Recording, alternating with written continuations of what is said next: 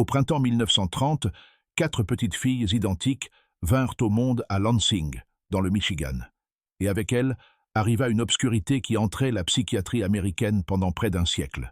Les quadruplés Morlock devinrent instantanément des célébrités, leurs visages angéliques apparaissant dans les journaux d'un bout à l'autre du pays.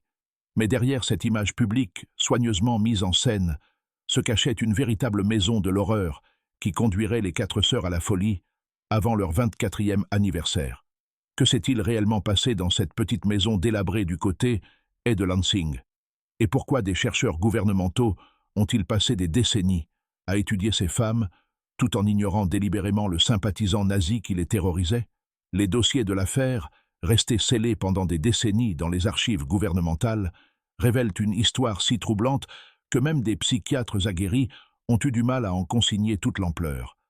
4 enfants identiques, nés dans ce qui semblait être une famille américaine aimante, furent systématiquement détruites par un père dont les obsessions pour la pureté raciale et le contrôle patriarcal transformèrent leur foyer en un laboratoire de torture psychologique, les rendant célèbres pour les pires raisons possibles. Avant de poursuivre l'histoire de la famille Morlock et de leur descente tragique dans ce que les scientifiques appelleraient plus tard la naissance funeste, assurez-vous de vous abonner à notre chaîne et de nous dire en commentaire depuis quel état vous regardez, car ce cauchemar américain aurait pu se produire n'importe où. Les signes avant-coureurs étaient là, dissimulés à la vue de tous, dans une communauté qui choisit de détourner le regard plutôt que d'affronter l'obscurité grandissante derrière les clôtures blanches. L'annonce de naissance qui allait tout changer parut dans le Lansing State Journal le 19 mai 1930. Mais rares étaient ceux qui pouvaient prévoir les décennies d'exploitation et de souffrance qui allaient suivre. Lansing, en 1930, était une ville prise entre 2 mondes. Son horizon de cheminées d'usines s'élevait au-dessus de rues résidentielles bordées d'arbres où le rêve américain était censé s'épanouir. Capitale du Michigan, la ville avait connu une croissance rapide durant le boom automobile, attirant des familles comme Carl et Sadie Morlock de tout le Midwest, avec des promesses de travail stable et de respectabilité bourgeoise. L'usine Oldsmobile employait des milliers de personnes, ses chaînes de montage fonctionnant jour et nuit pour répondre à la demande croissante d'automobiles, symbole de la prospérité américaine. Les quartiers de la ville reflétaient la stratification sociale de l'époque. Le côté ouest abritait la classe professionnelle, médecins, avocats et cadres d'usines, vivant dans de vastes maisons victoriennes aux pelouses impeccables et aux porches enveloppants. Le côté est, où les Morlock s'installeraient plus tard, accueillait des ouvriers d'usine, des immigrants récents et des familles encore en quête de respectabilité. Les maisons y étaient d'un plus petites mais bien entretenues, leurs propriétaires fiers de la peinture fraîche, des fenêtres propres et des jardins fleuris à l'image de ceux du voisinage. Carl Morlock était arrivé en Amérique enfant avec sa mère allemande immigrée, Bertha, qui lui avait inculqué des récits de supériorité germanique et des avertissements contre la corruption de la société américaine par des peuples jugés inférieurs. Bertha Morlock était une femme hantée par ses propres démons. Elle avait souffert de ce que les médecins appelaient une dépression nerveuse à la fin de son adolescence, passant 3 ans entre différentes institutions psychiatriques. Cette expérience l'avait laissée avec des délires paranoïaques sur la contamination raciale et des théories du complot qu'elle transmit à son fils comme un héritage empoisonné. Carl travaillait comme ouvrier à l'usine Oldsmobile. Son fort accent et son attitude autoritaire lui valaient peu d'amis parmi ses collègues. Ceux qui le connaissaient le décrivaient comme un homme consumé par des obsessions paranoïaques liées à la protection de la pureté et de la réputation de sa famille. Bien que la plupart considérèrent ces accès occasionnels comme de simples excentricités inoffensives d'un patriarche étranger, tentant de s'intégrer à la société américaine. Ses supérieurs notèrent qu'il était un employé fiable, mais évitait les interactions sociales, mangeant souvent seul en lisant des journaux en langue allemande qui arrivaient d'outre-Atlantique avec plusieurs semaines de retard. La pension où Carl vivait avant son mariage était un bâtiment sombre de 3 étages, abritant une vingtaine d'hommes célibataires, pour la plupart des immigrants travaillant dans les usines de la ville. Sa chambre était spartiate, mais d'une propreté obsessionnelle, avec des images religieuses couvrant un mur et des photographies de paysages allemands ornant un autre. Ses colocataires se souvenaient de lui comme d'un homme silencieux mais intense, sujet à des allers-retours nocturnes et à des conversations murmurées en allemand, semblant être des disputes avec des adversaires invisibles. Sadie Müller avait rencontré Karl lors d'une réunion paroissiale en 1925, attirée par son sérieux et ses manières à l'ancienne. Elle avait 22 ans, fille d'un cheminot mort dans un accident industriel lorsqu'elle avait 16 ans. Sa mère s'était rapidement remariée et Sadie s'était sentie indésirable dans le foyer de son beau-père, voyant le mariage comme une échappatoire à une situation domestique pénible.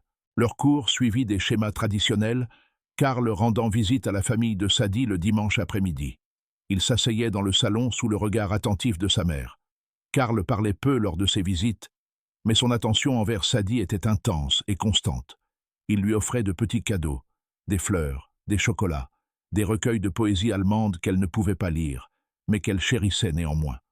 Lorsqu'il la demanda en mariage après 6 mois de fréquentation, Sadie accepta avec empressement, voyant dans le mariage la sécurité et la respectabilité qu'elle désirait. Le mariage, célébré en novembre 1925 à l'église luthérienne Saint-Mathieu, fut une affaire modeste, à laquelle assistèrent la famille de Sadie et quelques collègues de Karl. La réception eut lieu dans le sous-sol de l'église, avec des sandwichs et du café servis sur des tables recouvertes de nappes blanches que Sadie avait brodées elle-même. La mère de Karl, Bertha, était présente, mais passa la majeure partie de la soirée assise seule dans un coin, observant les autres invités avec une intensité méfiante. Les jeunes mariés louèrent un petit appartement au-dessus d'une boulangerie du côté est de Lansing. L'odeur du pain frais et des pâtisseries offrait une toile de fond chaleureuse à leurs débuts conjugaux. Sadie se consacra entièrement à la création d'un foyer parfait, cousant des rideaux, arrangeant les meubles et apprenant à cuisiner les plats allemands qui rappelaient à Karl son enfance. Mariée jeune, elle apprit rapidement à naviguer l'humeur explosive de Karl, en observant attentivement ses états d'âme et en s'adaptant préventivement à ses préférences. Le comportement de Karl en privé contrastait fortement avec son image publique. Au travail et dans la communauté, il maintenait une façade de respectabilité. Mais à la maison, sa nature contrôlante se révélait pleinement. Il surveillait les activités de Sadie, l'interrogeait sur ses conversations avec les voisins et établissait des règles détaillées régissant tout, depuis la façon dont elle devait s'habiller jusqu'au programme de radio qu'elle était autorisée à écouter. Il prétendait que ces restrictions étaient nécessaires pour la protéger des influences corruptrices et pour maintenir des standards appropriés de la vie familiale germano-américaine. La vie sociale du couple était limitée et étroitement contrôlée. Karl autorisait Sadie à assister aux offices religieux, mais insistait pour l'accompagner et se plaçait de manière à observer ses interactions avec les autres paroissiens. Il décourageait les amitiés avec les voisins, affirmant que la plupart des Américains manquaient de normes morales adéquates et pourraient exposer Sadie à des idées dangereuses concernant le rôle et le comportement des femmes. Lorsque Sadie découvrit qu'elle était enceinte à la fin de l'année 1929, la réaction de Karl révéla toute la complexité de son état psychologique. Il voulait des enfants pour perpétuer son nom et prouver sa virilité à la communauté. Mais il craignait également le fardeau financier et l'attention que des enfants pourraient attirer sur son monde privé soigneusement gardé. À mesure que la grossesse avançait et que les médecins commencèrent à soupçonner des naissances multiples en raison de la prise de poids rapide de Sadie et de la taille de son abdomen, l'anxiété de Karl s'intensifia de manière spectaculaire. Les naissances multiples, croyait-il, étaient un signe de mauvaise reproduction, quelque chose de plus approprié au bétail qu'aux familles germano-américaines respectables. Il avait grandi en entendant les récits de sa mère sur l'importance de la pureté génétique et les dangers de la dégénérescence, et la perspective de plusieurs enfants déclencha toutes ses peurs les plus profondes, concernant la contamination raciale et le jugement social. Le paysage culturel de l'Amérique de 1930 offrait le décor parfait pour ce qui allait suivre. Le pays s'enfonçait dans la Grande Dépression, rendant les familles désespérées face à toute source de revenus ou d'attention susceptible d'atténuer les difficultés économiques. Les promesses de prospérité du président Hoover semblèrent de plus en plus creuses à mesure que le chômage augmentait et que les banques faisaient de faillite dans tout le Midwest. Hollywood avait créé un appétit insatiable pour les enfants artistes. Shirley Temple, devenant la chérie de la nation, et prouvant que des enfants talentueux pouvaient rapporter des revenus substantiels à leur famille.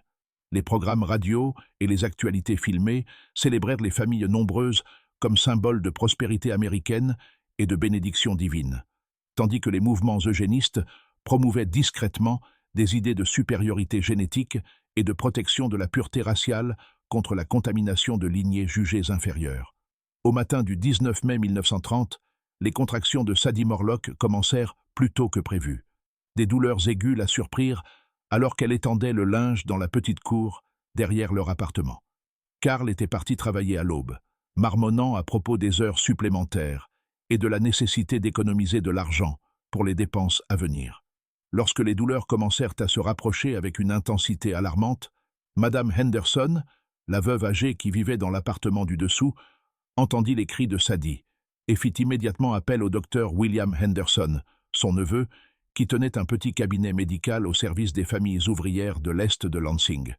Au moment où un voisin fut envoyé à l'usine Oldsmobile pour retrouver Carl, Sadie souffrait déjà de violentes douleurs de travail indiquant un accouchement imminent. Le trajet jusqu'à l'hôpital Edward W.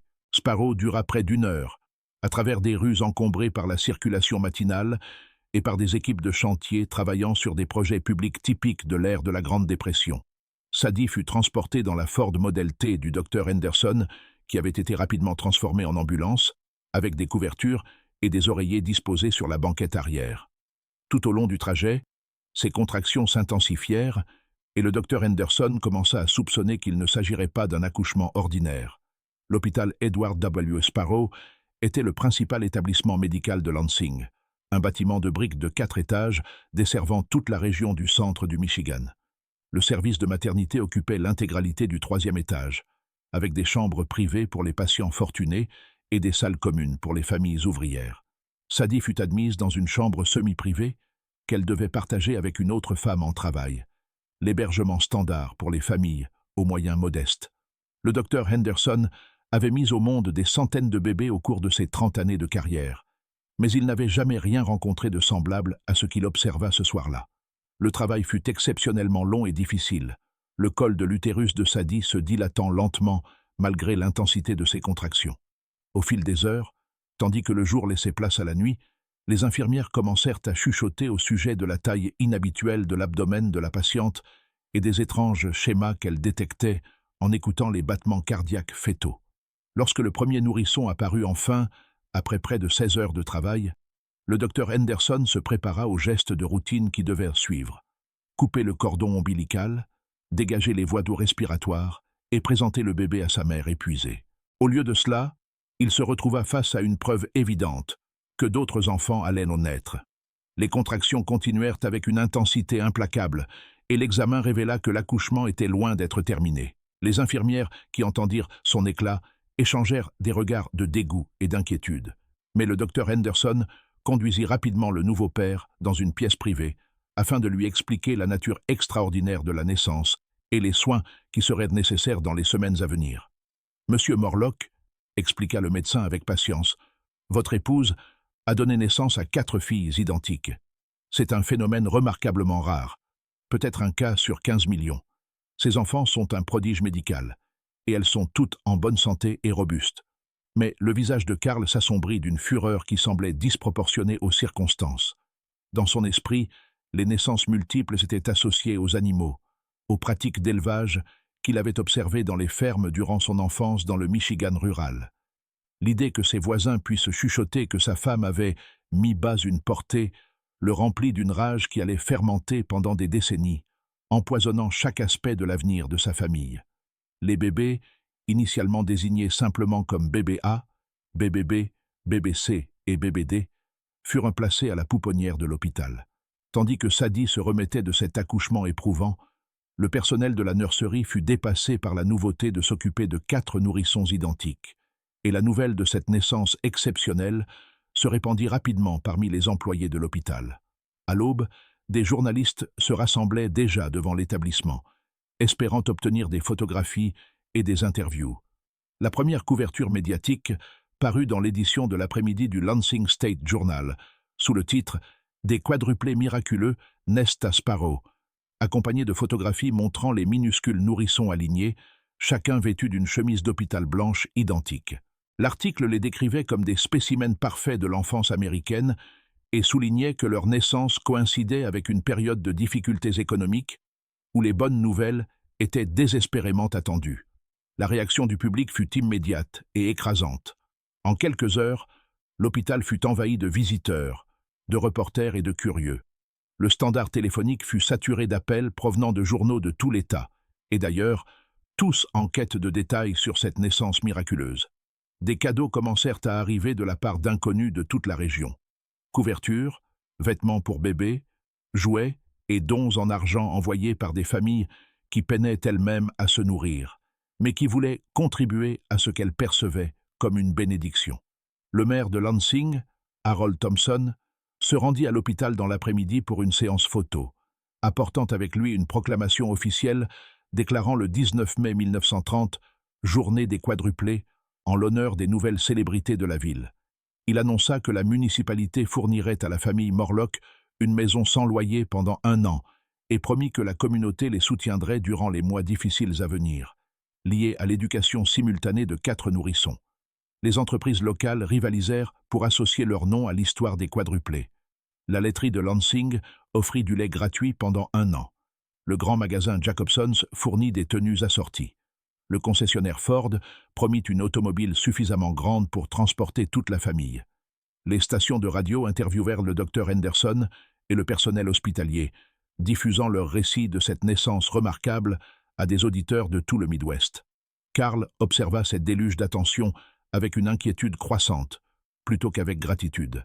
Sa vie familiale privée était devenue une propriété publique du jour au lendemain, et il percevait déjà la perte de contrôle qui allait définir le reste de son existence. Lorsqu'un homme d'affaires local suggéra que les bébés pourraient être exposés dans des foires de comté et lors d'événements civiques afin de générer des revenus importants pour la famille, la paranoïa de Carl concernant l'exploitation commença à se mêler à son besoin désespéré de sécurité financière. Le choix des prénoms des quadruplés devint un événement communautaire lorsque le Lansing State Journal lança un concours, recevant plus de 12 000 propositions venues de tout le Midwest.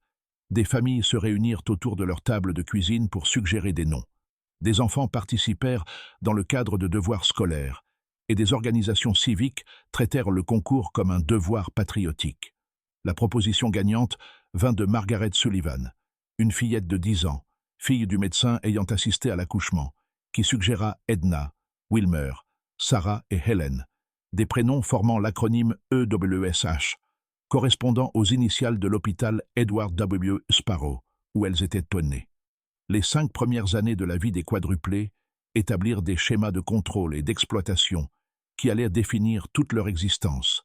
Sadie, submergée par les exigences pratiques liées aux soins de 4 nourrissons identiques, céda progressivement davantage de contrôle à Carl, qui voyait des opportunités là où elle ne voyait que l'épuisement.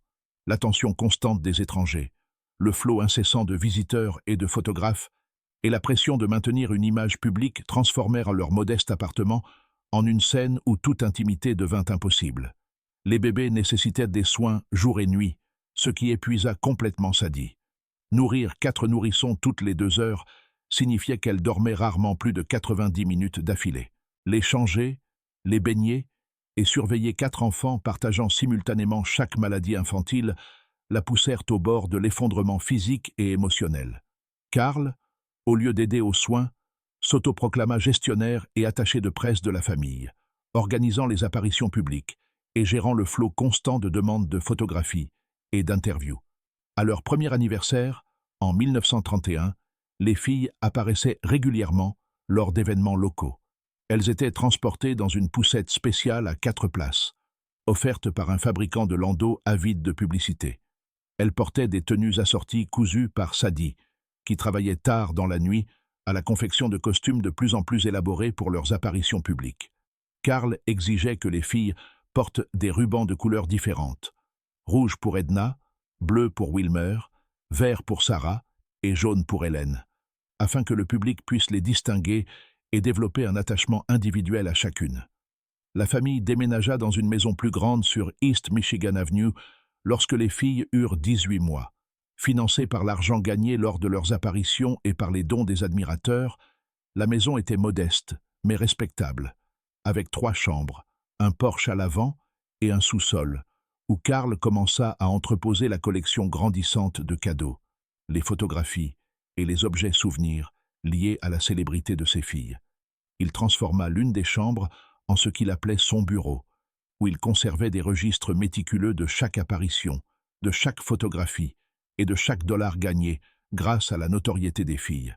Karl avait découvert que la célébrité de ses filles pouvait ouvrir des portes que son accent étranger et son statut ouvrier avaient toujours laissé fermer. En 1932, il se présenta avec succès au poste de constable local, utilisant des photographies des quadruplés sur ses affiches de campagne, accompagnées du slogan « Un homme capable d'en gérer 4 peut tout gérer ». L'ironie de ce message ne devint évidente que des décennies plus tard, lorsque l'ampleur réelle de sa gestion fut révélée à des enquêteurs horrifiés. Les prestations des filles évoluèrent, passant de simples apparitions lors de fêtes paroissiales et de pique-niques communautaires à des spectacles plus élaborés comprenant des chants synchronisés, des danses et la récitation de poèmes que Karl écrivait spécialement pour elles. Il passait des heures à les entraîner, exigeant une coordination parfaite et des expressions strictement identiques. Toute déviation par rapport à son script entraînait des punitions sévères, infligées en privé, à l'abri des regards. Sadie cousait leurs costumes avec une attention obsessionnelle aux détails, créant des tenues assorties de plus en plus complexes qui ravissèrent le public et les photographes. Les filles apprirent à se déplacer à l'unisson, à parler à l'unisson et à présenter une façade commune de douceur et d'innocence qui masquait les tensions grandissantes de leur vie privée. Karl surveillait leurs performances depuis les coulisses ou la salle, prêt à intervenir si l'une d'elles montrait le moindre signe d'indépendance ou de spontanéité. Derrière cette façade publique, le comportement de Karl devenait de plus en plus erratique et contrôlant. Il fit installer des verrous sur les portes de la chambre des filles, affirmant qu'il devait les protéger des influences extérieures et de possibles tentatives d'enlèvement.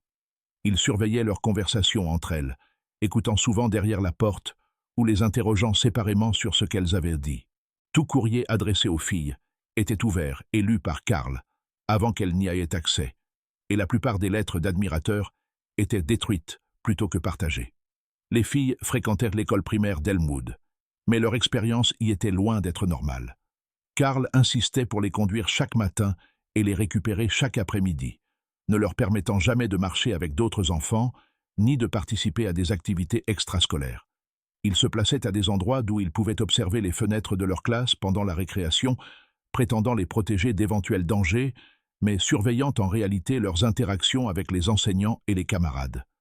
Les enseignants d'Elmwood remarquèrent que les filles semblaient anormalement terrorisées à l'idée de faire des erreurs, et qu'elles jetaient souvent des regards nerveux vers les fenêtres, comme si elles s'attendaient à être observées.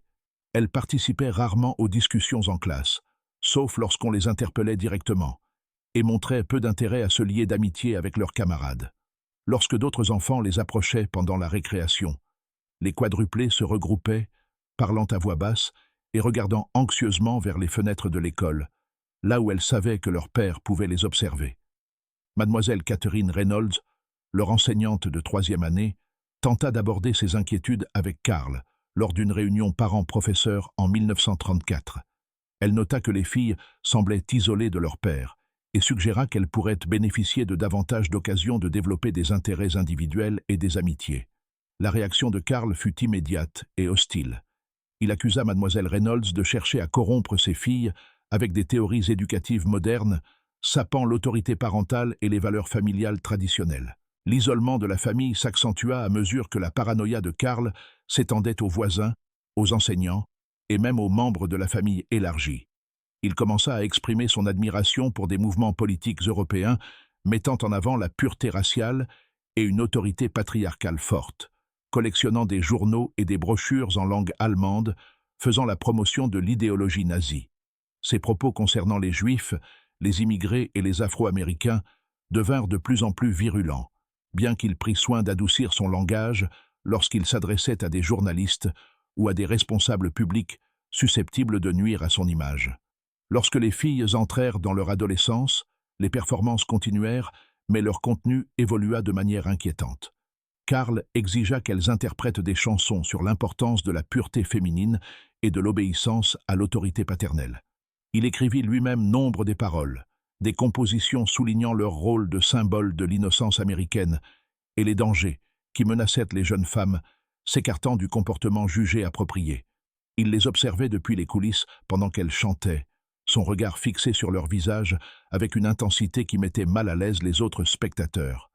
En 1948, lorsque les quadruplés atteignirent l'âge de 18 ans, l'image soigneusement construite de la famille parfaite commençait à se fissurer, fissure que même le contrôle de fer de Karl ne parvenait plus à dissimuler complètement. Les journalistes locaux, qui suivaient leur histoire depuis près de 20 ans, commencèrent à remarquer des incohérences dans les déclarations publiques de la famille et l'apparence de plus en plus tendue des filles lors des événements communautaires. La perfection synchronisée qui avait autrefois charmé le public semblait désormais forcée et artificielle, ponctuée de moments de dissonance suggérant des problèmes plus profonds.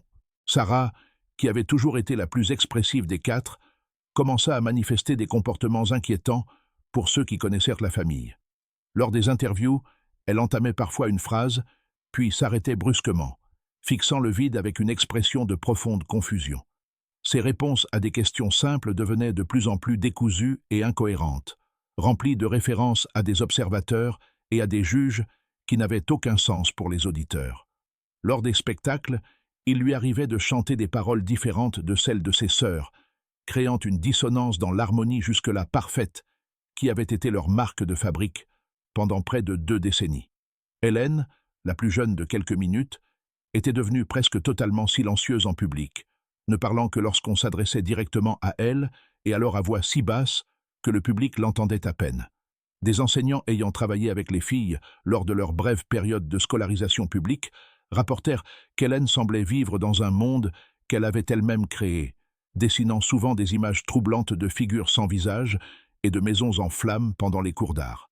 Ces dessins étaient remplis de symboles que les adultes ne parvenaient pas à interpréter, des yeux flottants au-dessus des portes, des enfants enfermés dans des cages, des silhouettes aux bouches cousues. Edna commença à souffrir de ce qu'elle décrivait comme des épisodes durant lesquels elle était convaincue que des inconnus la suivaient ou que des objets familiers de leur maison avaient été déplacés ou remplacés par des substituts identiques. Sa paranoïa semblait faire écho aux obsessions de Karl, mais là où ses peurs à lui se concentraient sur des menaces extérieures pesant sur la réputation et la pureté de la famille, les siennes portaient sur l'idée que la réalité elle-même était instable et peu fiable. Elle passait des heures à examiner des photographies d'elle-même et de ses sœurs, persuadée que les images avaient été modifiées ou que les visages qui la regardaient appartenaient à des étrangères. Wilmer développa une insomnie sévère, restant souvent éveillée pendant des jours entiers, arpentant leur chambre et marmonnant pour elle-même dans un langage mêlant l'anglais et des phrases allemandes qu'elle avait entendues dans les documents politiques de Karl. Lorsqu'elle finissait par s'endormir, elle faisait des cauchemars d'une intensité saisissante qu'elle décrivait avec des détails terrifiants à ses sœurs, des rêves où elle se retrouvait prisonnière de miroirs, où se produisait devant des foules de silhouettes sans visage, applaudissant en silence avec des mains ensanglantées. Le médecin de la famille, le docteur Morrison, se montrait de plus en plus inquiet de l'état mental des filles et avait discrètement commencé à étudier leurs symptômes dans ses revues médicales. Ce qu'il découvrit suggérait que les 4 sœurs pourraient développer des signes de ce que les psychiatres commençaient alors à appeler la schizophrénie, une affection apparaissant souvent au début de l'âge adulte et pouvant être déclenchée par un stress ou un traumatisme prolongé. La symétrie de leurs symptômes était particulièrement troublante, suggérant soit une prédisposition génétique commune, soit un facteur environnemental partagé ayant affecté les 4 de manière identique. Lorsque le docteur Morrison aborda ses inquiétudes avec Karl, suggérant que les filles pourraient bénéficier d'une évaluation psychiatrique et éventuellement de médicaments ou d'une thérapie, la réaction de Karl fut explosive et révélatrice. Il accusa le médecin de faire partie d'un complot visant à détruire sa famille, affirmant que des psychiatres juifs et des sympathisants communistes utilisaient les traitements de santé mentale pour saper les valeurs américaines traditionnelles et détruire l'unité familiale. Il entreprit immédiatement de chercher un nouveau médecin qu'il jugeait plus compréhensif envers ce qu'il appelait une discipline familiale normale et moins influencée par des théories modernes dégénérées. La perception de la famille Morlock au sein de la communauté commença à changer, à mesure que des récits du comportement de plus en plus étrange de Karl parvinrent aux forces de l'ordre local et aux services sociaux. Son travail de constable était devenu erratique et préoccupant, avec des signalements indiquant qu'il passait des services entiers stationnés à l'extérieur du lycée, surveillant ce qu'il appelait des « influences dégénérées » parmi les élèves. Il avait commencé à procéder à des arrestations fondées sur ses jugements moraux personnels plutôt que sur de véritables infractions à la loi, ciblant de jeunes couples pour des démonstrations publiques d'affection et des immigrés pour ce qu'ils considéraient comme des comportements suspects. En 1949, une travailleuse sociale nommée Helen Rodriguez commença à enquêter sur des signalements, indiquant que les filles Morlock étaient isolées de leur père et soumises à des restrictions inhabituelles pouvant constituer une négligence éducative ou une forme de maltraitance psychologique. Ces visites au domicile familial furent brèves et soigneusement mises en scène par Carl, qui présentait ses filles comme des citoyennes modèles, simplement dévouées à leur carrière artistique et à leurs obligations familiales. Mais Rodriguez remarqua des détails qui éveillèrent son instinct professionnel. La manière dont les filles se déplaçaient en parfaite synchronisation, même lorsqu'elles pensaient ne pas être observées. Leur posture et leurs expressions faciales identiques, et plus troublante encore, la façon dont elles terminaient parfois les phrases les unes des autres, même en s'adressant à des inconnus. C'était comme si leurs personnalités individuelles avaient été dissoutes dans une identité unique, soigneusement contrôlée, existant davantage au bénéfice de leur père que pour leur propre développement. Rodriguez observa également le comportement de Carl durant ses visites, notant ses interruptions constantes lorsqu'elle tentait de parler aux filles individuellement, ainsi que son insistance à répondre à leur place aux questions qui leur étaient adressées.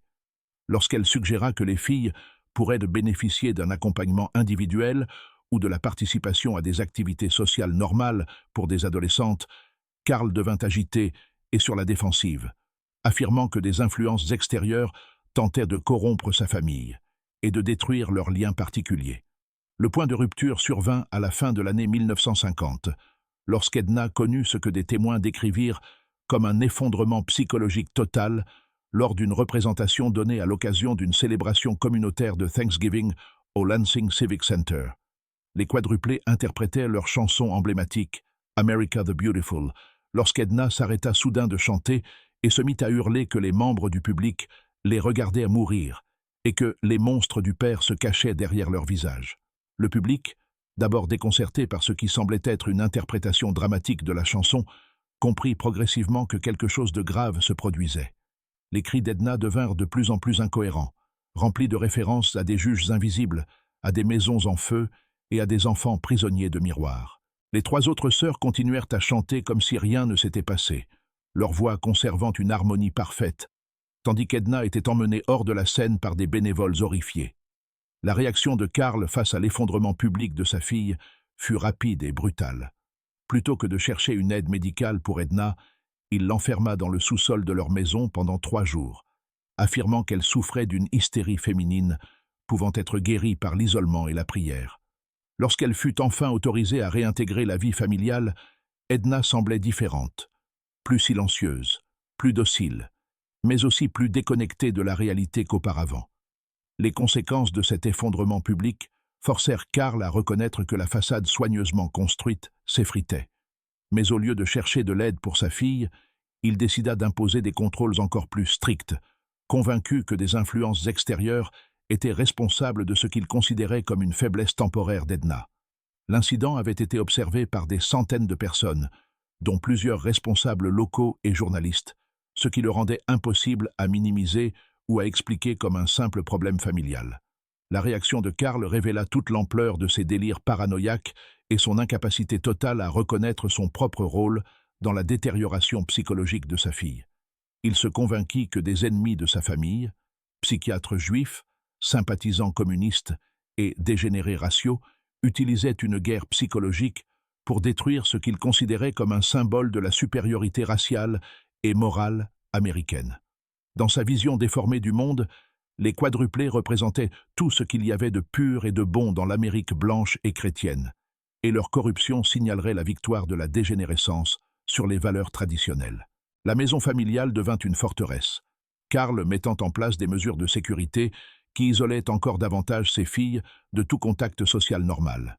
Il installa des verrous supplémentaires sur toutes les portes et fenêtres extérieures, acheta de lourds rideaux pour empêcher les voisins de voir à l'intérieur et commença à tenir des registres détaillés de toute personne s'approchant de la maison ou manifestant de l'intérêt pour sa famille. Il acheta une carabine qu'il prétendait utiliser pour la chasse, mais que les voisins remarquèrent qu'il nettoyait de façon obsessionnelle, assis sur son porche, surveillant la rue avec une intensité soupçonneuse. La surveillance exercée par Karl sur ses filles s'étendait à tous les aspects de leur vie quotidienne. Il installa un système de miroirs lui permettant d'observer leurs activités depuis son atelier du sous-sol, et exigeait qu'elles rendent compte de chaque minute de leur temps lorsqu'ils n'étaient pas physiquement présents. Leur correspondance n'était pas seulement lue, mais copiée et classée dans des dossiers détaillés consignant chaque interaction avec le monde extérieur. À l'intérieur de la maison, la routine quotidienne des filles devint de plus en plus rigide et étrange. Karl instaura ce qu'il appelait des « inspections de pureté », obligeant ses filles à se soumettre à des examens physiques qu'il affirmait nécessaires pour s'assurer qu'elles n'avaient pas été contaminées par des influences extérieures. Ces inspections, menées dans le sous-sol où il avait installé ce qu'il décrivait comme une installation médicale, devinrent de plus en plus fréquentes et invasives à mesure que sa paranoïa s'aggravait et que son obsession pour leur développement physique s'intensifiait. Le sous-sol avait été transformé en domaine privé de Karl, où il pouvait effectuer ses examens et tenir ses dossiers de surveillance sans interférence. Il y avait installé une table d'examen médical achetée auprès d'un fournisseur hospitalier, ainsi que des instruments et des fournitures qu'il prétendait nécessaires à une hygiène et un suivi sanitaire approprié. Les murs étaient couverts de tableaux retraçant le développement physique de ses filles, leur cycle menstruel et ce qu'il appelait des anomalies comportementales. Sadie, qui avait depuis longtemps appris à éviter toute confrontation directe avec son mari, commença à montrer des signes de dépression sévère en assistant à l'escalade des abus infligés à ses filles. Des voisins rapportèrent l'avoir vue rester debout pendant des heures à la fenêtre, fixant la rue avec une expression de profond désespoir. Son apparence physique se détériora de manière marquée, avec une perte de poids importante et un vieillissement prématuré suggérant un stress chronique et possiblement une alimentation insuffisante. Lorsqu'elle était abordée par des membres inquiets de la communauté, Sadie insistait sur le fait que tout allait parfaitement bien dans le foyer Morlock et que sa famille était simplement plus attachée que les autres à des valeurs appropriées. Ses réponses semblaient répétées et artificielles, comme si elle avait été entraînée à détourner toute inquiétude extérieure. Elle jetait souvent des regards nerveux autour d'elle durant ses conversations, comme si elle s'attendait à être entendue ou surveillée. Le comportement des quadruplés devint de plus en plus synchronisé et troublant à mesure qu'elle s'adaptait aux exigences croissantes de contrôle et de perfection imposées par leur père. Elles avaient développé ce que les psychologues reconnaîtraient plus tard comme un système délirant partagé, dans lequel elles croyaient être constamment observées et évaluées par des juges invisibles qui les puniraient pour la moindre déviation par rapport à une obéissance parfaite. Leurs conversations, même en privé, suivaient des schémas semblant répétés et artificiels. Elles parlaient à voix basse lorsqu'elles pensaient être seules. Mais même ces échanges révélaient à quel point la vision paranoïaque du monde de Karl avait infecté leur compréhension de la réalité. Elles désignaient les voisins comme des observateurs, les enseignants comme des corrupteurs, et toute personne manifestant de la gentillesse ou de l'intérêt comme de potentiels infiltrés envoyés pour tester leur loyauté envers les valeurs familiales. Le docteur Peterson, le nouveau médecin de la famille que Karl avait trouvé après avoir renvoyé le docteur Morrison, était moins expérimenté et plus facilement intimidé par la présence autoritaire de Karl. Récemment diplômé de médecine, il avait établi son cabinet à Lansing, en partie parce que les médecins plus établis des grandes villes refusaient de reconnaître les diplômes qu'il avait obtenus dans une institution moins prestigieuse. Lorsque les filles commencèrent à présenter des symptômes plus fréquents et plus graves, hallucinations, périodes de mutisme catatonique et crises de pleurs incontrôlées, Peterson attribua ces manifestations à une hystérie féminine et prescrivit du repos au lit, ainsi qu'une surveillance accrue. Les dossiers médicaux de Peterson, qui seraient plus tard cités à comparaître lors de l'enquête, révélèrent son incapacité totale à reconnaître les signes d'une maltraitance psychologique sévère et d'une maladie mentale émergente. Ces notes décrivaient les quadruplés comme nerveuses et excessivement sensibles, sans qu'ils ne cherchent jamais à les examiner en privé, ni à remettre en question les restrictions inhabituelles imposées par leur père. La prise de conscience, au sein de la communauté, des problèmes de la famille grandissait, mais la position de Karl comme constable et l'image publique solidement établie de la famille rendaient toute intervention difficile. Ceux qui exprimaient leurs inquiétudes étaient écartés comme des fauteurs de troubles ou des voisins jaloux, envieux de la notoriété et du succès de la famille Morlock. Karl avait soigneusement cultivé des relations avec des responsables politiques et des chefs d'entreprise locaux qui le considéraient comme un pilier de la communauté, ce qui lui permettait de détourner facilement les critiques et de discréditer quiconque remettait ses méthodes en question. Au début de l'année 1952, alors que les filles avaient 22 ans, un psychiatre itinérant nommé le docteur Benjamin Strauss visita Lansing dans le cadre d'une tournée de conférences consacrées aux avancées en matière de traitement de la santé mentale. Le docteur Strauss était un réfugié de l'Allemagne nazie qui avait été témoin direct des conséquences de l'idéologie raciale et des structures familiales autoritaires. Il avait entendu des rumeurs concernant les célèbres quadruplés et leurs difficultés récentes, et effectua ce qu'il pensait être une simple visite de courtoisie afin d'offrir ses services professionnels. La réaction de Karl à la visite du docteur Strauss révéla toute l'ampleur de sa paranoïa et de ses sympathies nazies de plus en plus explicites. La confrontation débuta calmement, Karl présentant d'abord sa façade habituelle de respectabilité, mais elle dégénéra rapidement lorsque le docteur Strauss posa des questions sur les récents troubles du comportement des filles et suggéra qu'une évaluation professionnelle pourrait leur être bénéfique. Karl accusa le psychiatre juif de faire partie d'un complot international visant à saper les familles américaines et à détruire la pureté raciale par la manipulation psychologique. La confrontation, qui eut lieu sur le perron de la maison sous les yeux des voisins, inclut la déclaration de Karl selon laquelle Hitler aurait dû finir le travail, ainsi que sa prédiction selon laquelle l'Amérique aurait bientôt besoin de sa propre solution finale pour traiter les dégénérés raciaux et moraux. Le docteur Strauss, profondément ébranlé par cette rencontre et conscient de l'idéologie dangereuse qui animait le comportement de Karl, contacta immédiatement les autorités psychiatriques de l'État ainsi que les forces de l'ordre local. Son rapport détaillé décrivait une famille en crise grave, présentant des preuves manifestes de maltraitance psychologique et de possibles violences physiques. Il recommanda une intervention immédiate et une évaluation psychiatrique de tous les membres de la famille, avertissant que tout retard pourrait entraîner des dommages psychologiques irréversibles, voire des violences physiques. La matinée du 15 avril 1952 divisa à jamais l'histoire de la famille Morlock en un avant et un après.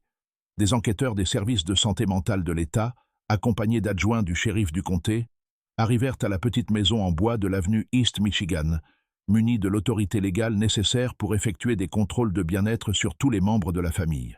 L'équipe d'enquête était dirigée par la docteure Margaret Collins, travailleuse sociale psychiatrique, possédant une vaste expérience des cas de dysfonctionnement familial, et par le détective Raymond Murphy, policier chevronné spécialisé dans les crimes contre les enfants.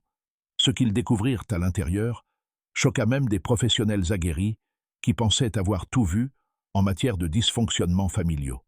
De l'extérieur, la maison semblait parfaitement normale, fraîchement peinte, bien entretenue, avec un jardin reflétant une certaine fierté de propriété. Mais l'intérieur révélait un niveau de contrôle et de surveillance qui transformait le foyer familial en quelque chose s'apparentant à une prison ou à un laboratoire. Les pièces à vivre étaient dépouillées et stériles, le mobilier disposé de manière à offrir des lignes de vue dégagées depuis le fauteuil de Karl vers chaque recoin de la maison. L'imagerie religieuse dominait les murs, mais un examen attentif montrait que nombre de ces images avaient été modifiées par des annotations manuscrites de Karl, transformant des versets bibliques en justification de l'autorité paternelle et de la pureté raciale. Les photographies de famille montrèrent les filles à différents âges, mais leur disposition suivait un schéma inquiétant. Les images documentant leur développement physique étaient regroupées et accompagnées de notes détaillées rédigées de la main de Karl. Le sous-sol, que Karl avait gardé verrouillé et interdit aux visiteurs pendant des années, révéla la véritable ampleur de ses obsessions paranoïaques et de la maltraitance systématique infligée à ses filles. Les enquêteurs descendirent l'escalier en bois pour découvrir un espace transformé en ce qui ne pouvait être décrit que comme un centre de surveillance et d'examen. Les murs étaient recouverts de centaines de photographies des filles, prises à leur insu, des images capturées à travers des fenêtres, des encadrements de portes et des miroirs, documentant leurs activités quotidiennes avec le souci obsessionnel du détail d'une enquête criminelle. Les photographies étaient organisées chronologiquement et par thème, avec des sections distinctes consacrées au développement physique de chaque fille, à leurs interactions sociales et à ce que Karl qualifiait d'anomalies comportementales. Certaines images montrèrent les filles dans divers états de dénudement, apparemment prises lors de ce que Karl avait décrit comme des examens médicaux. Le caractère systématique de cette documentation suggérait des années de surveillance clandestine allant bien au-delà de toute préoccupation parentale normale. Plus troublants encore étaient les journaux écrits que Karl avait tenus, remplissant des dizaines de cahiers d'observation sur les conversations de ses filles, leur développement physique, leur cycle menstruel et ce qu'il décrivait comme des preuves de leur corruption morale par des influences extérieures. Ces journaux révélaient un niveau d'intrusion dépassant même les pires craintes des enquêteurs, incluant des relevés détaillés de leurs habitudes aux toilettes, de leur cycle de sommeil et des transcriptions de conversations qu'elles pensaient privées. La Dr Collins nota que ces journaux contenaient de nombreuses références à la théorie raciale nazie et à la littérature eugéniste, Karl tentant d'analyser le comportement de ses filles à travers le prisme de la pureté génétique et de la supériorité raciale. Il y consignait ses observations sur celles de ses filles, qu'il jugeait présenter des tendances dégénérées, et développait des théories complexes sur la manière dont des influences extérieures tentaient de corrompre leur héritage génétique. L'installation médicale que Karl avait aménagée dans le sous-sol comprenait une table d'examen achetée auprès d'un fournisseur hospitalier, ainsi que des instruments qu'il affirmait nécessaires au suivi de la santé et de la pureté de ses filles. Les enquêteurs trouvèrent des preuves indiquant que ces examens étaient devenus de plus en plus fréquents et invasifs au fil des ans, avec des tableaux détaillés suivant ce que Karl appelait des mesures de pureté et des indicateurs de contamination. Le détective Murphy découvrit une armoire verrouillée contenant d'autres documents illustrant les obsessions de Karl, notamment une correspondance avec des organisations suprémacistes blanches, du matériel de propagande nazi et des plans détaillés de ce qu'il appelait des mesures de protection à mettre en œuvre si sa famille venait à être attaquée par des ennemis raciaux. L'armoire contenait également des photographies et des objets personnels appartenant à ses filles, qui semblaient avoir été pris sans leur connaissance ni leur consentement. À l'étage, la chambre des filles révélait d'autres preuves du contrôle total exercé par leur père sur leur vie. Les murs étaient couverts de règles manuscrites régissant chaque aspect de leur comportement, depuis des instructions détaillées sur l'hygiène personnelle jusqu'à des protocoles élaborés concernant les interactions avec des inconnus. Ces règles, écrites de la main caractéristique de Karl, abordèrent des sujets allant de la posture correcte lors des représentations au thème de conversation jugées acceptables avec des personnes extérieures. Leurs vêtements étaient rangés dans des armoires verrouillées, les tenues étant sélectionnées et disposées chaque matin par Karl selon des plannings minutieux qu'il tenait à jour. Les enquêteurs trouvèrent des preuves montrant qu'il surveillait les vêtements de ses filles à la recherche de signes d'usure ou de taches pouvant indiquer des activités non autorisées ou des manquements moraux. Même leurs sous-vêtements faisaient l'objet de son inspection et de son approbation. Mais ce furent peut-être les journaux intimes découverts dissimulés sous les matelas des filles qui se révélèrent les plus troublants. Écrits dans un code dont le déchiffrement prit des semaines à des cryptographes experts, ces journaux révélaient toute l'ampleur de leur détérioration psychologique et de leur délire partagé concernant une surveillance constante exercée par des autorités invisibles. Ce code semblait avoir été élaboré par les filles comme un moyen de communiquer à l'insu de leur père, mais le contenu suggérait que même leurs pensées les plus intimes avaient été contaminées par sa vision paranoïaque du monde. Les écrits de Sarah décrivaient des fantasmes élaborés d'évasion et de vengeance, mais aussi des périodes de dissociation complète durant lesquelles elle avait l'impression d'observer sa propre vie depuis l'extérieur de son corps. Elle évoquait les observateurs qui surveillaient chacun de leurs gestes et les juges qui les puniraient à la moindre infraction aux règles de leur père. Ces textes révélaient une compréhension lucide du dysfonctionnement familial, mais aussi une incapacité croissante à distinguer la surveillance réelle exercée par son père d'observateurs imaginaires. Les écrits d'Hélène révélaient un riche monde intérieur peuplé de compagnons imaginaires censés la protéger de ce qu'elle appelait les observateurs, mais aussi des épisodes de rage violente qu'elle peinait à maîtriser. Son journal contenait des descriptions détaillées de fantasmes de destruction de la maison familiale et de la mort de son père, alternant avec des expressions de culpabilité et de haine de soi pour avoir de telles pensées. Le journal d'Edna documentait sa conviction croissante que la réalité elle-même était instable, avec des observations détaillées sur la façon dont des objets familiers semblaient changer lorsqu'elle ne les regardait pas, et sur la manière dont les visages des gens se transformaient parfois en ceux d'inconnus. Elle avait développé des théories complexes sur des dimensions parallèles et des réalités dupliquées, suggérant une rupture totale avec la réalité consensuelle qui s'était probablement installée depuis des années. Les écrits de Wilma se concentrèrent de manière obsessionnelle sur les thèmes de la performance et de la perfection, révélant sa terreur de commettre la moindre erreur susceptible d'entraîner une punition de la part de ce qu'elle appelait les juges. Son écriture montrait des signes d'anxiété sévère et de perfectionnisme, mais aussi des périodes de retrait catatonique durant lesquelles elle semblait incapable de fonctionner normalement. Lorsque les enquêteurs tentèrent d'interroger Carl, ses réponses révélèrent toute l'étendue de son système délirant et son absence totale de conscience du mal qu'il avait infligé à sa famille. Il affirmait avec insistance que ses filles étaient la cible d'un complot international de psychiatres juifs, de sympathisants communistes et de dégénérés raciaux cherchant à corrompre la jeunesse américaine et à détruire la pureté de la race blanche. Carl soutenait que sa surveillance stricte était la seule chose protégeant ses filles de la destruction morale et que tous les problèmes qu'elles manifestaient résultaient d'une isolation insuffisante face à des influences nuisibles.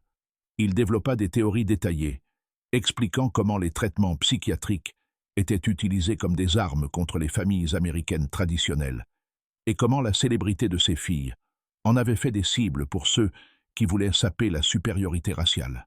Ses sympathies nazies, jusque-là relativement dissimulées, apparurent pleinement au cours de l'interrogatoire. Il loua ouvertement les politiques d'Hitler à l'égard des patients psychiatriques et déclara sa conviction que l'Amérique avait besoin de programmes similaires pour éliminer les déficients génétiques et les indésirables sociaux. Ses propos étaient si extrêmes et cohérents que les enquêteurs comprirent qu'ils n'avaient pas affaire à de simples violences parentales, mais à la mise en œuvre systématique d'une idéologie fasciste au sein d'une famille américaine. Les déclarations de Carl révélèrent son incapacité totale à reconnaître ses filles comme des individus dotés de besoins et de droits propres. Il parlait d'elles comme de possession ou d'expérience, décrivant sa surveillance et ses examens comme des recherches nécessaires sur la pureté génétique et la supériorité raciale. Il ne manifesta aucun remords pour les dommages psychologiques infligés et affirma que ces méthodes étaient scientifiquement fondées et moralement justifiées. Sadie, interrogée séparément de son mari, révéla des années de violences psychologiques et physiques qu'elle avait subies tout en tentant de protéger ses filles du pire des obsessions de Carl. Elle décrivit son obsession croissante pour le contrôle de chaque aspect de leur vie et ses réactions violentes à toute suggestion selon laquelle ces méthodes étaient nuisibles ou anormales. Son témoignage apporta des preuves cruciales du caractère systématique des abus et de leur aggravation au cours de la décennie précédente. Le récit de Sadie révéla qu'elle avait tenté à plusieurs reprises de demander de l'aide, mais que la position de Carl dans la communauté et son habileté à afficher une façade respectable avaient rendu difficile toute tentative de convaincre les autorités que des abus graves étaient en cours. Elle avait été menacée de violence si elle révélait les secrets familiaux et vivait dans la peur constante que toute tentative de protéger ses filles n'entraîne des représailles encore plus sévères à leur encontre. Les filles elles-mêmes, lorsqu'elles furent enfin interrogées en l'absence de leur père, eurent de grandes difficultés à communiquer avec les enquêteurs, révélant l'impact profond des abus subis. Des années d'isolement et de manipulation psychologique les avaient laissées incapables de distinguer la réalité du système délirant élaboré que leur père leur avait imposé. Leurs réponses étaient souvent contradictoires et confuses, suggérant un traumatisme psychologique sévère, nécessitant un traitement de longue durée. La docteure Collins nota que les filles présentèrent des symptômes correspondant à ce que l'on reconnaîtrait plus tard comme un trouble de stress post-traumatique complexe, incluant la dissociation, l'hypervigilance et une incapacité à nouer des relations sociales normales. Leur système délirant partagé était devenu si profondément ancré qu'elles avaient du mal à accepter que la surveillance et les examens imposés par leur père étaient anormaux ou nuisibles. La décision de retirer les 4 filles du domicile familial et de les placer sous soins psychiatriques fut prise dans les heures suivant l'enquête initiale. L'arrestation de Carl pour des chefs d'accusation de maltraitance sur mineurs, d'agression sexuelle et de mise en danger d'autrui marqua la fin de la carrière publique des quadruplés Morlock et le début de leur transformation en la famille la plus étudiée de l'histoire de la psychiatrie américaine. Les répercussions de l'effondrement de la famille Morlock se propagèrent à de nombreuses institutions et communautés, chacune tentant de comprendre comment des abus aussi systématiques avaient pu se poursuivre si longtemps sans intervention efficace. L'affaire mit en lumière des défaillances fondamentales des services sociaux, des forces de l'ordre et de la vigilance communautaire, qui avaient permis à un individu dangereux de maintenir une façade de respectabilité tout en infligeant de graves dommages psychologiques à ses enfants. Le National Institute of Mental Health, récemment créé dans le cadre de l'engagement croissant du gouvernement fédéral en faveur de la recherche médicale, vit dans les quadruplés une occasion sans précédent d'étudier la relation entre la génétique et les maladies mentales. Le moment était idéal pour l'ambitieux programme de recherche de l'Institut, qui cherchait à établir la psychiatrie comme une science médicale légitime, fondée sur les mêmes bases empiriques que les autres disciplines médicales. Le docteur David Rosenthal, jeune psychiatre ambitieux au NIMH, convainquit ses supérieurs que le cas Morlock représentait une expérience naturelle parfaite pour trancher des débats anciens sur les causes de la schizophrénie. 4 individus génétiquement identiques, tous diagnostiqués avec la même maladie mentale et élevés dans le même environnement. Cela semblait être le moyen idéal de déterminer si les troubles psychiatriques étaient principalement d'origine héréditaire ou environnementale. La décision d'étudier les quadruplés fut prise rapidement, avec peu de considération pour les implications éthiques liées à l'utilisation de jeunes femmes traumatisées comme sujet de recherche. Les attitudes dominantes en psychiatrie privilégiaient l'avancée des connaissances scientifiques au détriment du bien-être des patients, et le consentement des filles fut jugé moins important que les bénéfices potentiels pour la science médicale. Afin de protéger la vie privée de la famille et d'éviter la couverture médiatique sensationnaliste qui avait marqué leurs premières années, les chercheurs leur attribuèrent le pseudonyme Gahen, dérivé de mots grecs signifiant « naissance funeste » ou « gène redoutable ». L'ironie de ce nom, au regard des circonstances de leur célébrité et de leur souffrance, échappa manifestement aux scientifiques qui passeraient les 3 décennies suivantes à les étudier comme des spécimens de laboratoire, plutôt que comme des êtres humains. Les filles furent transférées vers les installations du NIMH à Bethesda, dans le Maryland, à l'été 1952, entamant une nouvelle phase d'exploitation qui allait durer des décennies. Pour la première fois de leur vie, elles furent séparées de leurs parents et les unes des autres, logées dans des chambres individuelles où elles purent commencer lentement à développer des identités indépendantes, libérées de la surveillance et du contrôle de leur père. Le centre du NIMH était un vaste complexe de bâtiments modernes, conçu pour projeter une image de sophistication scientifique et d'autorité médicale.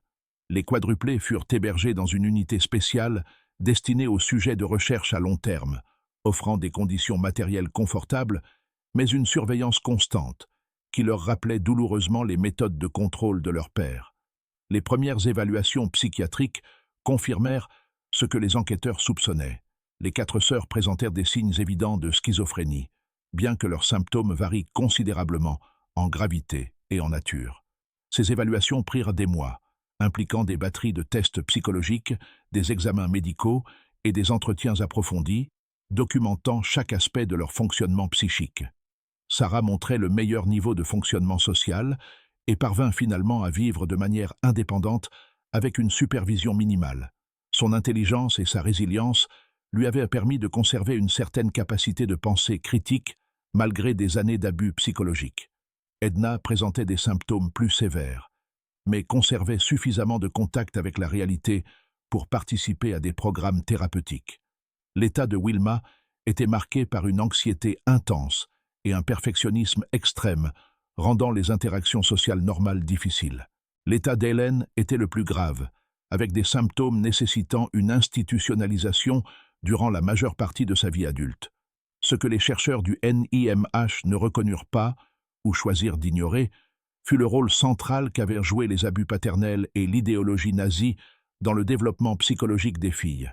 Les études publiées se concentrèrent presque exclusivement sur les facteurs génétiques et la dynamique familiale, traitant les croyances extrémistes de Karl et ses abus systématiques comme des éléments secondaires, plutôt que comme des causes fondamentales de la souffrance de ses filles.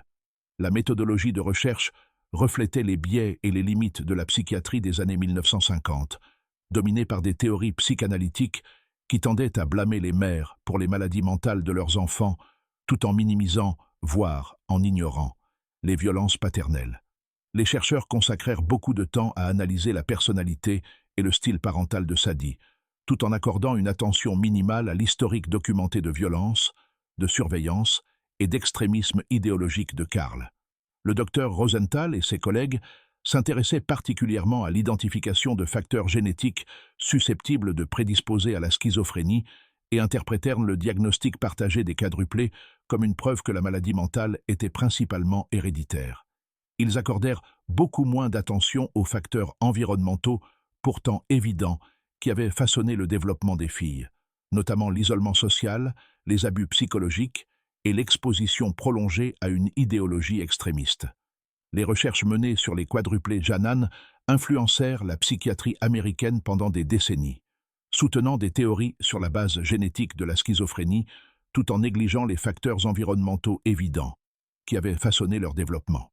L'étude de 600 pages publiée en 1963 devint une référence majeure de la littérature psychiatrique, citée dans des manuels et des articles de recherche à travers le monde, comme preuve que la maladie mentale était principalement d'origine biologique, plutôt que psychologique ou sociale.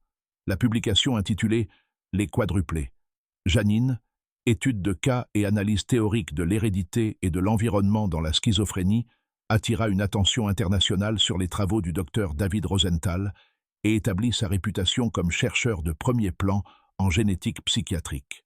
L'ouvrage fut salué pour sa rigueur méthodologique et la richesse de sa documentation, mais certains critiques soulignèrent son incapacité à prendre pleinement en compte le rôle du traumatisme et des abus dans le développement psychologique des filles. Karl Morlock purgea moins de 2 ans de prison pour les crimes commis contre ses filles, une peine reflétant la compréhension limitée de la maltraitance psychologique qui prévalait dans le système judiciaire des années 1950. Les accusations portées contre lui se concentraient principalement sur les violences physiques et la négligence.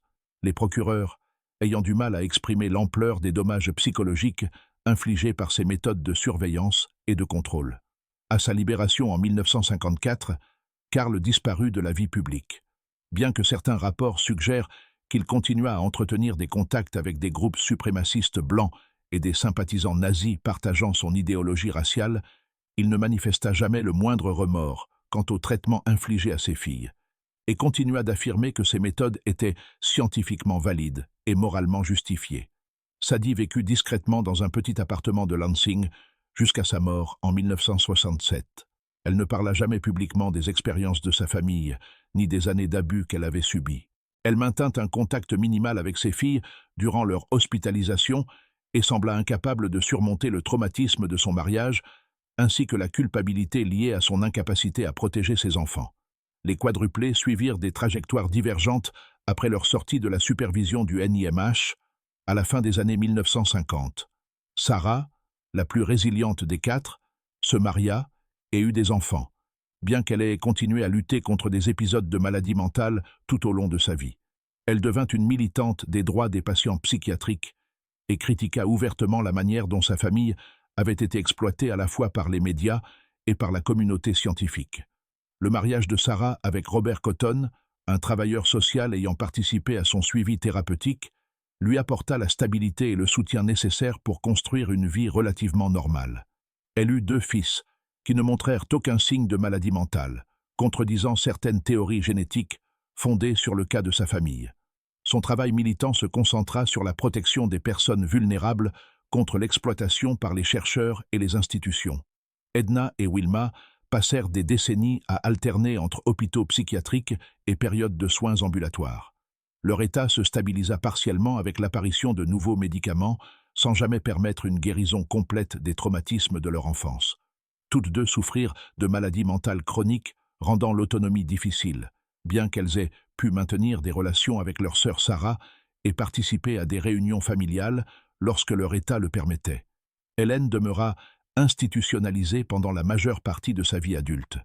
Elle trouva un certain apaisement dans l'art-thérapie et l'écriture créative, qui lui permirent d'exprimer des expériences qu'elle ne pouvait communiquer verbalement. Son œuvre artistique offrit des aperçus précieux de son monde intérieur, complétant les observations cliniques de ses soignants et révélant une imagination riche qui avait survécu malgré une atteinte psychologique sévère. Les études de suivi à long terme se poursuivirent jusque dans les années 1990. les chercheurs suivant l'état de santé des sœurs, le développement de leurs enfants et tout signe de transmission génétique de la maladie mentale. Ces études, bien qu'apportant des données précieuses sur l'évolution des troubles psychiatriques, représentaient aussi une prolongation de l'exploitation qui avait marqué toute leur existence. Les résultats de ces recherches soutenaient généralement la conclusion selon laquelle les facteurs génétiques jouaient un rôle important dans le développement de la schizophrénie, mais ils démontraient également l'impact profond de facteurs environnementaux tels que le traumatisme, les abus et l'isolement social. Le cas des quadruplés devint ainsi de plus en plus complexe et nuancé avec le temps, remettant en question les explications génétiques simplistes et soulignant l'importance de considérer à la fois les influences biologiques et environnementales. Dans les années 1980 et 1990, à mesure que la compréhension du traumatisme et de ses effets psychologiques s'approfondissait, certains chercheurs réexaminèrent le cas des quadruplés Janan sous un angle nouveau, mettant en avant le rôle central des abus paternels dans leur développement psychologique. Ces réanalyses suggérèrent que leur maladie mentale aurait pu être évitée grâce à une intervention appropriée et à une protection efficace contre les abus. Aujourd'hui, seule Sarah est encore en vie, âgée de plus de 90 ans, et résidant dans un établissement de soins près de ses enfants adultes. Ces dernières années, elle s'est exprimée plus ouvertement sur l'histoire de sa famille, travaillant avec l'autrice Audrey Claire Farley afin de s'assurer que le récit complet des quadruplés Janan inclut le racisme, les abus et l'exploitation systématique qui ont façonné leur existence. La collaboration de Sarah avec des chercheurs et des auteurs est motivée par son désir d'empêcher que des personnes vulnérables soient exploitées de manière similaire et de donner un sens constructif à la souffrance de sa famille. Elle s'est montrée particulièrement critique à l'égard de la manière dont l'idéologie nazie et l'extrémisme racial ont été minimisés ou ignorés dans les recherches initiales, affirmant que ces facteurs étaient essentiels pour comprendre le comportement de son père et la destruction de sa famille. L'affaire des quadruplés Morlock-Janan constitue un rappel troublant de la manière dont l'objectivité scientifique peut être utilisée pour dissimuler des vérités inconfortables concernant la violence familiale, l'extrémisme politique et la complicité institutionnelle. Leur histoire nous oblige à poser des questions difficiles sur le prix du savoir scientifique et sur la responsabilité que nous avons de protéger les personnes vulnérables contre ceux qui cherchent à les exploiter au nom du progrès. L'héritage de leur cas dépasse largement le cadre de la psychiatrie et touche à des questions plus larges concernant l'éthique de la recherche, la protection des sujets humains et la responsabilité des institutions à reconnaître et à combattre les abus. Les protocoles modernes de recherche, exigeant le consentement éclairé et une supervision éthique, ont été développés en partie en réponse à des cas comme celui des quadruplés Janan, où des individus vulnérables furent soumis à des études approfondies sans protection adéquate de leurs droits et de leur bien-être. Leur histoire met également en lumière les dangers de l'extrémisme idéologique au sein des familles et des communautés, montrant comment l'idéologie nazie et la haine raciale peuvent détruire des vies, même dans des contextes américains apparemment respectables. La capacité de Karl Morlock à maintenir une façade publique tout en appliquant des principes fascistes dans sa vie privée souligne l'importance de reconnaître et de confronter l'extrémisme partout où il apparaît. Que pensez-vous de cette affaire tragique? Comment la souffrance d'une famille a-t-elle pu être ignorée si longtemps par une communauté qui prétendait se soucier d'elle? De meilleurs systèmes auraient-ils pu empêcher ces abus et cette exploitation systématique, ou les attitudes sociales de l'époque étaient-elles trop indulgentes envers l'autorité patriarcale pour reconnaître les signes avant-coureurs? Partagez vos réflexions dans les commentaires ci-dessous. Et si cette histoire vous a autant troublé que nous, pensez à vous abonner et à activer la cloche de notification pour ne manquer aucune de nos enquêtes sur les mystères les plus sombres de l'histoire américaine. La vérité sur les quadruplés Janan nous rappelle que, parfois, les monstres les plus effrayants sont ceux qui vivent à la vue de tous, protégés par la respectabilité et l'autorité scientifique, et que le prix de l'aveuglement face aux abus peut se faire sentir sur plusieurs générations.